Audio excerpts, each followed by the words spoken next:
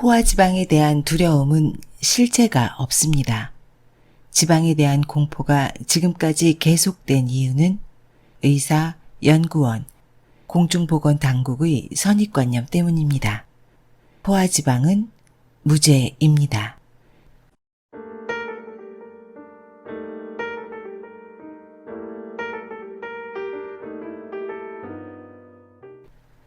건강한 지식을 함께하는 세이버스입니다. 오늘 읽어드릴 책은 지방의 역설, 저자 니나 타이숄스가 쓰고 시대의 창에서 펴냈습니다. 부제는 비만과 콜레스테롤의 주범 포화지방, 억울한 누명을 벗다입니다. 많은 전문가들은 이구동성으로 말합니다. 육류와 포화지방을 다량 섭취하게 되면 지방 때문에 동맥이 막혀서 심장마비에 걸린다고 말입니다. 정말 그럴까요? 저자는 우리가 알고 있는 지방에 대한 상식이 잘못되었다는 사실을 밝혀내고 있습니다. 지난 60년간 권장된 저지방 고탄수화물 식단은 전 인류를 대상으로 진행된 통제되지 않은 실험이나 마찬가지였다고 합니다. 그 결과 우리의 건강은 위험에 직면해 있습니다. 이 책은 독선적이고 권력지향적인 의료계와 영양학계의 이면에 대한 용기 있는 폭로이기도 합니다. 저자는 지금도 포화지방에 반대하는 것은 과학이 아니라 편견과 타성일 뿐임을 강변합니다. 우리 몸은 일반적인 상식과 달리 포화지방을 원합니다. 몸에 좋은 지방을 충분히 섭취하는 유일한 방법은 풍부한 포화지방을 먹는 것입니다. 우리가 오랫동안 거부해왔던 지방을 먹어야 한다는 겁니다. 저자는 금기시되었던 영양학에 대해 가차없는 비판을 하고 있습니다. 그럼 저자의 주장을 한번 알아보도록 하겠습니다.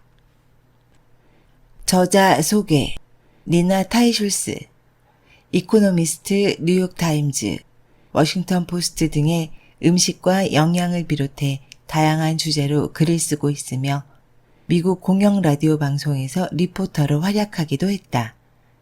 예일대학교와 스탠퍼드 대학교에서 생물학을 전공하고 옥스퍼드 대학교에서 석사 학위를 받았으며 현재 뉴욕에서 남편 및 두 아들과 함께 살고 있다. 책의 큰 목차, 1장 지방의 역설, 지방을 많이 먹고도 건강한 사람들. 2장 왜 포화지방이 건강을 해친다고 생각할까? 3장 저지방 식단이 미국에 도입되다. 4장 포화지방 대 다불 포화지방이라는 이상한 과학. 5장 저지방 식단이 워싱턴에 입성하다. 6장 저지방 식단이 여성과 어린이에게 미치는 영향. 7장 지중해 식단 팔아먹기 과학이란 무엇인가. 8장 포화지방에서 벗어나 트랜스지방으로. 9장 트랜스지방에서 벗어나 더 나쁜 것으로. 10장 포화지방이 건강에 좋은 이유. 지금부터 책의 일부를 발췌해서 읽어드리겠습니다. 이 책은 500페이지가 넘는 방대한 분량입니다. 오늘은 그 중에서 이 책의 10장, 포화지방이 건강에 좋은 이유를 발췌해서 읽어드리겠습니다. 포화지방의 제한은 두 가지 의도하지 않은 결과를 초래했다. 하나는 식물성 기름의 사용이다. 더욱 해로운 다른 하나는 20세기 후반에 발생한 중대한 식습관의 변화, 즉 지방을 탄수화물로 대체한 것이다. 고기, 우유, 달걀, 치즈 등 서구에서 수세기 동안 먹어온 음식을 파스타, 빵, 시리얼, 곡물들로 대체했다. 물론 예전보다 과일과 채소를 더 많이 먹고 있다. 하지만 우리들의 건강은 더욱 위협을 받고 있다. 이러한 탄수화물 중심 식단과 다른 흐름이 출현했다. 반대 목소리를 낸 가장 유명한 인물은 뉴욕시의 순환기 내과 의사인 로버트 애킨스이다. 1972년 애킨스 박사의 다이어트 혁명은 출간되자마자 베스트셀러가 되었다. 28세나 찍으며 전 세계적으로 1000만 부 넘게 팔렸다. 주류 영양 전문가들은 애킨스를 일시적인 유행에 불과한 다이어트 의사라고 부르며 그의 고지방 식단을 폄하했다. 하지만 애킨스 다이어트는 효과가 있어 큰 인기를 누렸다. 애킨스는 환자를 직접 치료했던 경험을 바탕으로 고기, 달걀, 크림, 치즈 등이 건강에 가장 좋은 식품이라고 믿었다. 그의 고지방 저탄수화물 식단은 농무부 식품 피라미드를 완전히 뒤집었다. 애킨스는 이 식단이 체중을 줄이는 데 도움이 될 뿐만 아니라 심장질환, 당뇨 및 기타 만성질환에도 효과가 있다고 주장했다. 애킨스는 젊은 순환기 내과 의사로서 자신의 분야를 개척해 나갔다. 그는 1963년 의학도서관에서 위스콘신 의과대학의 두 의사가 작성한 저탄수화물 식단 실험 논문을 발견했다. 그 식단은 애킨스와 환자들에게 굉장히 성공적이었다. 애킨스는 위스콘신 의과대학 논문을 보완해 보그지에 기고했고 이후 책으로 출간했다. 고지방 저탄수화물 식단이 인기를 누리자 뉴요커들이 시내에 위치한 애킨스의 클리닉에 모여들었다. 애킨스는 건강한 영양에 대한 자신의 소신을 기반으로 또 한 권의 베스트셀러를 집필했다. 1989년에는 저탄수화물 건강보조식품을 판매하는 회사를 설립해서 애킨스바, 저탄수화물 파스타, 고지방 저탄수화물 다이어트 드링크 등을 팔아 매년 수백만 달러를 벌어들였다. 애킨스는 부와 명예를 얻었지만 동료 연구자들이나 공중보건 정책에 영향력을 행사하는 학술 연구자들로부터 인정받지는 못했다. 애킨스의 주장은 기존 저지방 식단의 주장과 정면으로 충돌했기 때문이었다.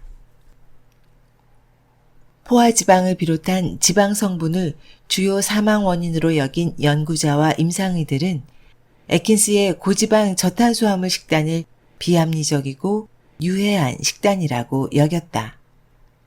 하버드 대학의 유명한 영양학 교수인 프레드릭 스테어는 1977년 맥거번 위원회에서 애킨스를 극단적이고 자극적인 식이요법을 앞세워 돈만 챙기는 의사라고 폄하했다.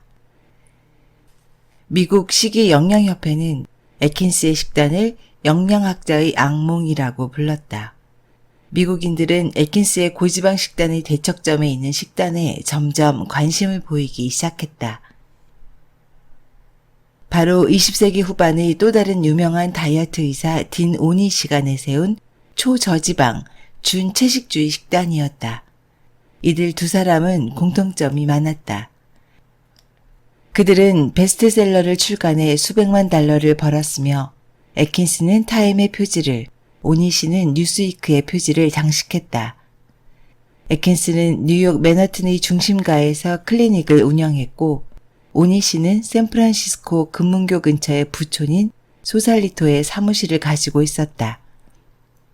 건강하고 질병 없는 삶에 대해 정반대의 해법을 제시했는데도 불구하고 어떻게 둘 다 성공할 수 있었던 것일까? 이들의 해결책은 완전히 달랐다. 한 사람은 더 많은 지방을 요구했고 다른 한 사람은 더 적은 지방을 요구했다. 2000년에 이 두 맞수는 워싱턴에서 열린 누가 백만장자 다이어트 의사가 될 것인가 라는 CNN의 텔레비전 토론 프로그램에 출연했다. 애킨스는 달걀 3개로 만든 오믈렛과 베이컨 2줄이 담긴 아침 식사를 가지고 등장했다. 반대쪽에서는 오니시가 과일과 채소 그리고 애킨스를 향한 날카로운 비판을 준비해왔다. 오니시는 애킨스 다이어트가 발기부전과 호흡곤란을 야기한다고 비판했다. 오니시의 날카로운 공격은 애킨스를 졸도 직전으로 몰아넣었다. 저는 고단백 식단으로 5,000명을 치료해왔고 그들 모두는 성생활이 더할 나위 없이 좋아졌다고 말했습니다. 라고 애킨스는 다급히 항변했다. 그러나 애킨스의 치명적인 약점은 자신의 주장을 뒷받침할 만한 실험을 전혀 실시하지 않았다는 것이다. 오니 씨는 자신의 주장을 탄탄하게 하고자 한 차례의 소규모 실험을 한 뒤 미국 의사협회지에 논문을 수차례 게재했다. 반면 애킨스 다이어트는 몇몇 소규모 실험의 주제가 되었지만 결과를 확보하지는 못했다. 애킨스에게는 수만 건의 성공 사례가 담긴 진료 기록부라는 입증되지 않은 증거만이 있을 뿐이었다. 저는 실험을 하지 않을 것입니다. 저는 임상의이기 때문입니다. 제 임무는 사람들을 치료하는 것입니다. 라고 했다. 애킨스는 전문가들에게 자신이 작성한 진료 기록부를 검토해 보라고 요청했다. 하지만 그의 요청에 귀를 기울여준 이는 단 한 명도 없었다. 개인의 정치력이 과학의 향방을 좌우하기도 하는 세계에서 애킨스는 자신의 아이디어를 전달하는 데 필수적인 사회성이 부족했다. 오니 씨는 그 방면에서 뛰어났지만 애킨스는 괴팍스럽고 민감한 성격이었다.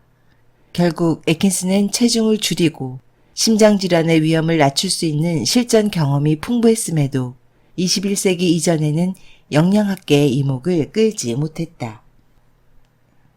2003년 4월 72세의 애킨스는 자신의 클리닉 앞 빙판 위에서 미끄러져 머리를 다쳤다.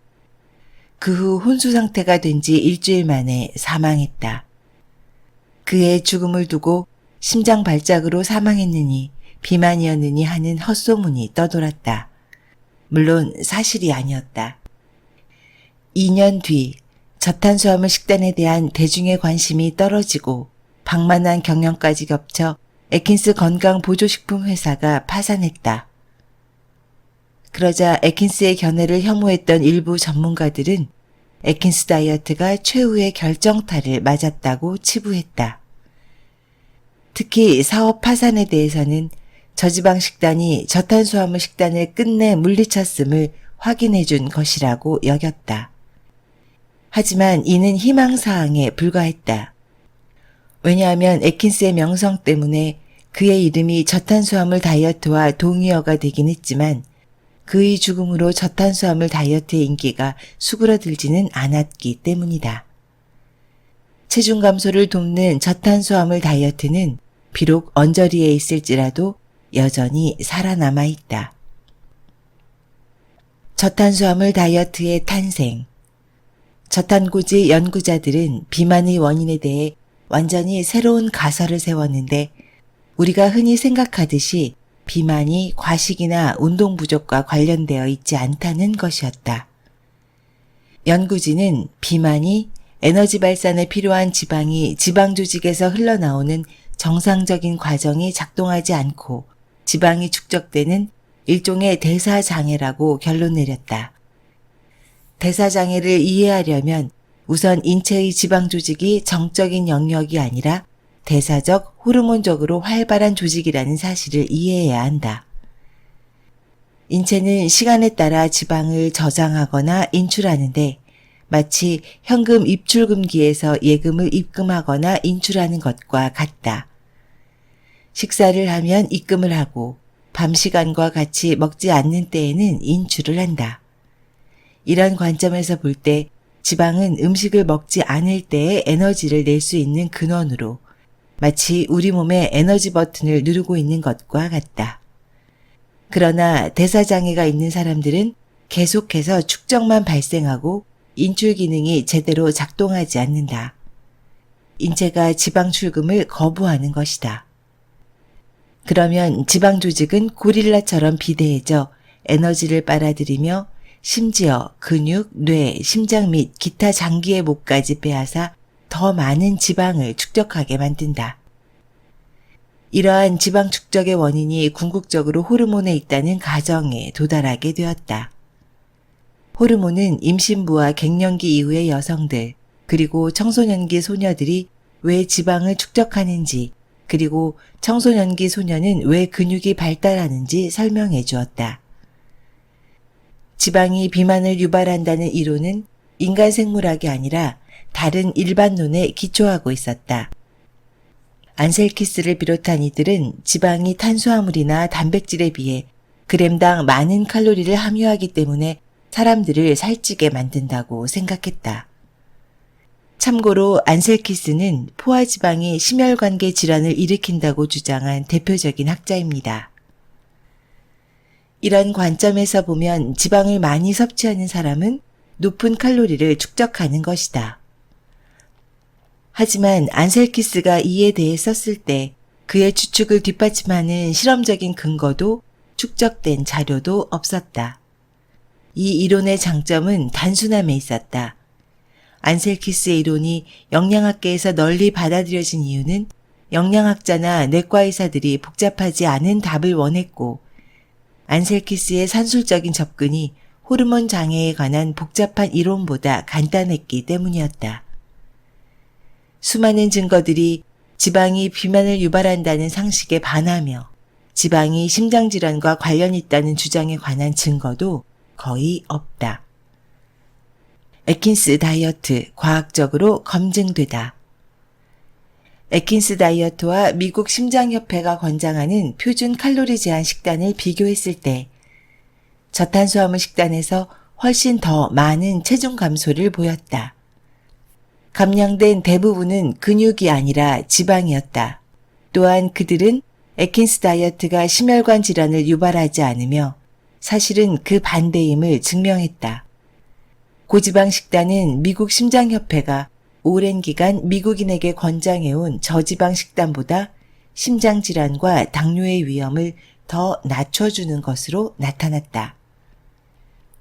2000년 이후 수행한 15건이 넘는 정교한 실험에서 애킨스 다이어트는 HDL 콜레스테롤을 상승시키는 반면 중성지방, 혈압, 염증 수치 등은 저하시켰다. 혈관의 확장 능력도 저지방 식단보다 저탄수화물 식단에서 향상되었다. 연구자 볼렉은 이 모든 효과가 체중 감소 때문은 아닌지 궁금해했는데 애킨스 다이어트를 한 피험자들 대부분이 체중이 줄었기 때문이었다. 그래서 피험자들의 체중을 일정하게 유지한 상태에서 실험을 해보았지만 저탄수화물 식단의 효과는 동일했다.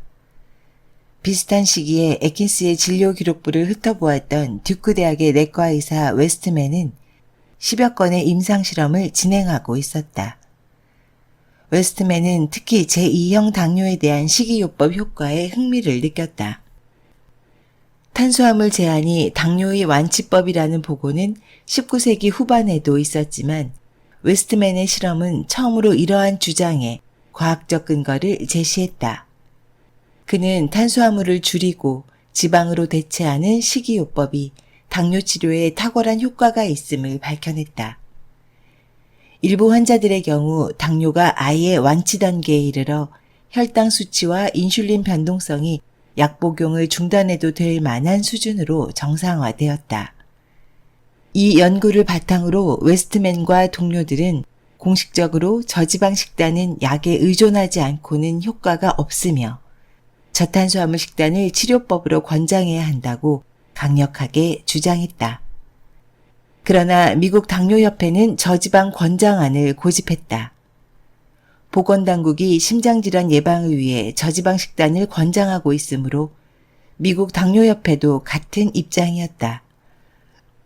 애킨스 다이어트의 선구자들은 2000년대 내내 연구를 계속하며 남성과 여성, 운동선수, 비만, 당뇨, 대사증후군 등 다양한 주제에 걸쳐 실험을 했다. 결과값은 다양했지만 모든 결과가 일관되게 좋은 쪽으로만 나왔다.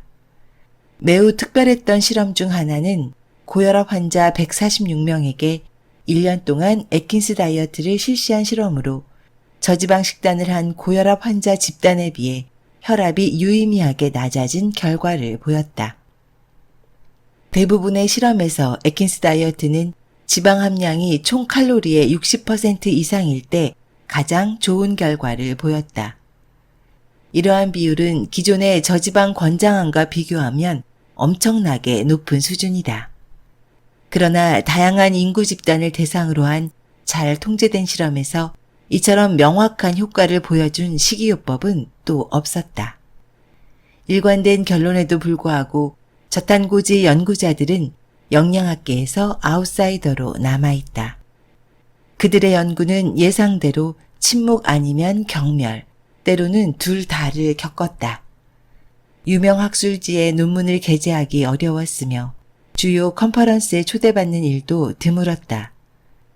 초대된 모임에서 기존의 식단 이론과 정면으로 충돌하는 결과를 보여주면 무관심한 반응만이 돌아올 뿐이었다.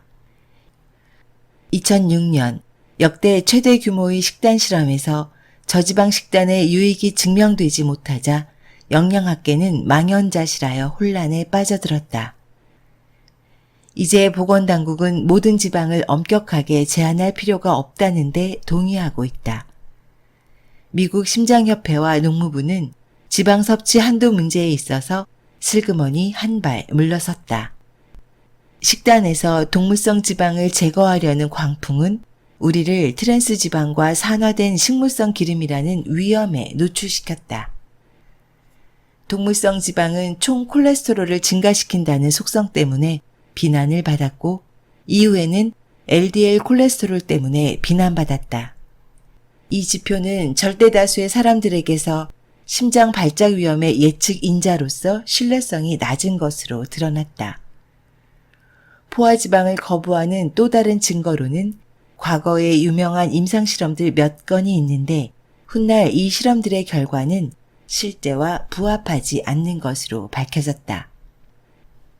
포화지방에 대한 우리의 두려움은 실체가 없는 것이다. 이러한 두려움이 오늘까지 이어져 온 이유는 단지 그것이 연구자, 의사, 공중보건당국의 선입견에 들어맞았기 때문이다. 편향된 연구자들이 작성한 육류를 반대하는 내용의 논문은 논문 심사를 거치는 학술지에 손쉽게 등재되었으며 똑같이 편향된 언론은 연구 결과를 홍보해줬다. 우리 모두는 이러한 편향과 매우 오랫동안 함께 해왔기 때문에 다르게 생각하는 것이 거의 불가능할 정도이다. 포화지방을 거부하는 우리의 오래된 편향을 극복하기 위해 애써야 하는 이유는 충분하다. 탄수화물이 만성질환을 유발한다는 것이 최근 많은 연구에서 밝혀지고 있다. 설탕, 흰 밀가루, 기타 정제된 탄수화물이 주요 원인임이 거의 자명하다. 현대 과학 연구와 역사적 기록 모두 정제 탄수화물 섭취가 비만, 심장질환, 당뇨의 위험을 높인다는 결론으로 이어지고 있다. 지금까지 니나 타이쇼스가 쓴 지방의 역설의 일부를 읽어드렸습니다. 저자는 지방의 진실을 찾기 위해 무려 9년 동안 이 연구에 매달렸습니다. 이 책의 참고 문헌은 무려 깨알 같은 글씨로 25페이지에 달합니다. 수천 건의 과학 논문을 읽고 학회에 참석하고 영양학을 공부하며 미국과 해외의 영양학자들을 샅샅이 찾아 인터뷰했습니다. 책의 주장에 대한 판단을 떠나서 저자의 열정과 노고에 박수를 보내고 싶습니다. 저는 2년 전부터 본격적으로 건강에 관심을 갖게 되었습니다. 이론적인 공부와 함께 식단에 대한 실천도 했습니다. 처음에는 딘 오니시, 존 맥두걸, 하비 다이아몬드와 같은 채식 이론가들에게 흠뻑 빠졌습니다. 당연히 식단은 완전 채식을 지향했습니다. 육류와 공장 음식과 완전히 이별했습니다. 또한 채식이 지구 환경을 구할 수 있다는 연관성은 채식에 대한 믿음을 더욱 강고하게 했습니다. 당시 지방의 역설과 같은 책은 한마디로 쓰레기와 다름없었습니다. 탐욕스런 애킨스 다이어트를 옹호하는 책으로 취급했습니다. 저탄고지, 케토제닉, 구석기 다이어트는 축산업계를 옹호하는 나팔수같이 보였습니다. 지금 되돌아보니 이 모든 것은 판단착오였습니다. 아니, 철저한 선입견이었습니다. 2년 만에 처음으로 지방의 역설을 편견 없이 읽게 되었습니다. 요즘 신념이 강해지면 진실을 보지 못한다는 문구를 절감하고 있습니다. 물론 저탄고지 진영의 논리가 모두 맞다고 생각하지는 않습니다. 또한 채식을 주장하는 그룹이 틀렸다고도 생각하지 않습니다.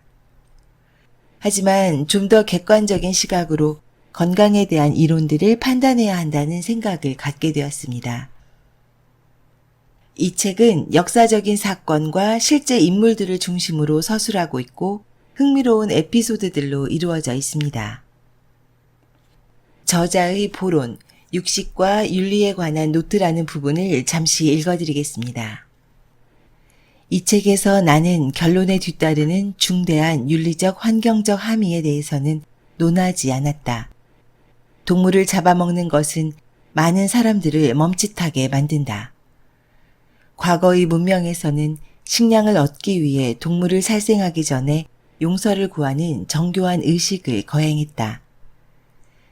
음식에 대한 생물학적 욕구를 받아들이기 위한 신성한 의식이 사라진 뒤로 우리는 어쩔 줄 몰라 하고 있다.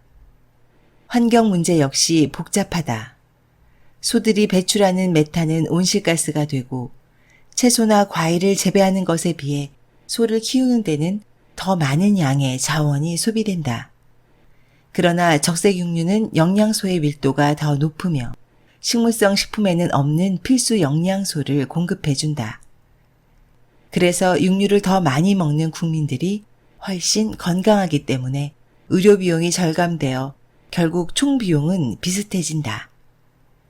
만약 우리가 다시 식물성 기름을 먹기 시작한다면 그렇게 하여 기름을 압출해내기 위해 대지에 쏟아붓고 있는 콩, 포도씨, 면화씨, 옥수수 재배 수요를 감소시킬 수 있다면 어땠을까? 이런 질문들은 모두 단순하지 않으며 이 책이 다루는 범위를 넘어선다. 나는 이 책에서 어떤 종류의 식이지방이 우리 건강에 좋은지 탐색해보고자 했을 따름이다. 이상 저자의 보론이었습니다. 우리는 공장식 축산의 놀라운 혁명으로 매일 사례 축제를 즐기고 있습니다. 전 세계 육류 소비는 가파르게 증가하고 있습니다. 1960년대 초반만 해도 7천만 톤에 그치던 고기 생산이 2017년에는 3억 3천만 톤으로 거의 5배 가까이 늘었습니다. 미국, 아르헨티나, 호주, 뉴질랜드는 연간 1인당 100kg을 먹어치웠습니다. 유럽도 다르지 않습니다. 현재 인류는 사례 섭취를 위해 매년 7억 마리 이상을 식용으로 도축하고 있습니다. 매일 2억 마리가 죽임을 당하고 있습니다. 또한 공장식 축산으로 키워진 동물성 식품은 과잉된 호르몬과 항생제로부터 건강하지 못합니다. 호르몬은 종의 구분이 없습니다. 이것은 가축들에게 투여된 성장 호르몬이 그대로 인간에게 전달될 수밖에 없다는 것입니다. 호르몬의 전달은 자가 면역 질환 증가와 무관치 않습니다. 이를 방지하기 위해 유기농 목초로 키워지는 가축들을 권유합니다.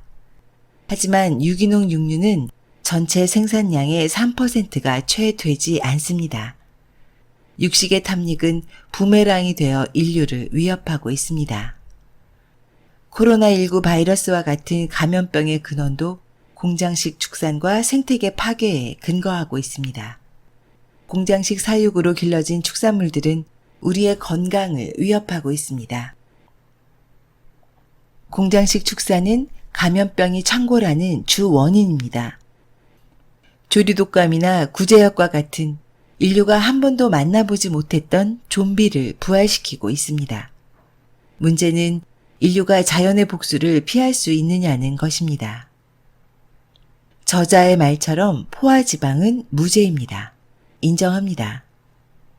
하지만 동물성 음식으로 지방을 섭취하는 것은 다시 생각해 봐야 할 문제라고 여겨집니다.